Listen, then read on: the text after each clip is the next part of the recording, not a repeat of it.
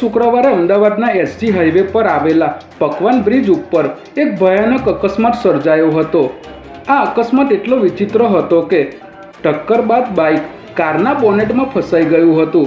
તેમ છતાં કાર ચાલકે ગાડી ઊભી રાખવાને બદલે ફસાયેલા બાઇક સાથે જ કારને 50 થી 60 મીટર સુધી દોડાવી હતી। આ ઘટનાનો વિડીયો સોશિયલ મીડિયામાં ખૂબ જ વાયરલ થયો હતો। ત્યારે આ ઘટનાના 7 દિવસ બાદ ઇજાગ્રસ્ત થયેલ આધેડનું મોત નિપજતા ટ્રાફિક પોલીસે કાર ચાલક સામે હિટ એન્ડ રનની કલમનો ઉમેરો કરીને આગળની કાર્યવાહી હાથ ધરી છે। અમદાવાદ જિલ્લાના ધંધુકા ફેદરા રોડ પર કાર ડિવાઈડર સાથે અથડાતા કારમાં ભીષણ આગ ફાટી નીકળી હતી। હરિપુરા પાટિયા નજીક પસાર થઈ રહેલા કારના ચાલકે સ્ટીરિંગ પરથી કાબુ ગુમાવતા કાર ધડાકાભેર ડિવાઈડર સાથે અથડાઈ હતી, જેના કારણે કારમાં શોર્ટ સર્કિટ થતાં ભીષણ આગ ફાટી નીકળી હતી।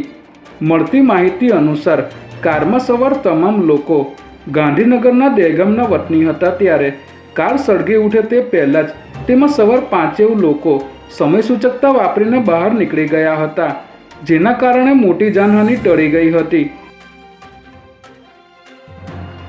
ભાજપ અને કોંગ્રેસ સહિતના રાજકીય પક્ષો દ્વારા હાલ ઉમેદવારો નક્કી કરવાની પ્રક્રિયા ચાલી રહી છે। ત્યારે સ્ટેટ ઇલેક્શન કમિશન દ્વારા નવા નિયમોને એડવાઇઝરી જાહેર કરવામાં આવી છે, જે મુજબ કોર્પોરેશનની ચૂંટણીમાં કોર્પોરેશનનો કોઈપણ કોન્ટ્રાક્ટ ધરાવતા, ભાગીદારી હિત ધરાવતા કે નફાકારક હોદ્દો ધરાવતા ઉમેદવારની ઉમેદવારી ગેરલાયક ઠરશે।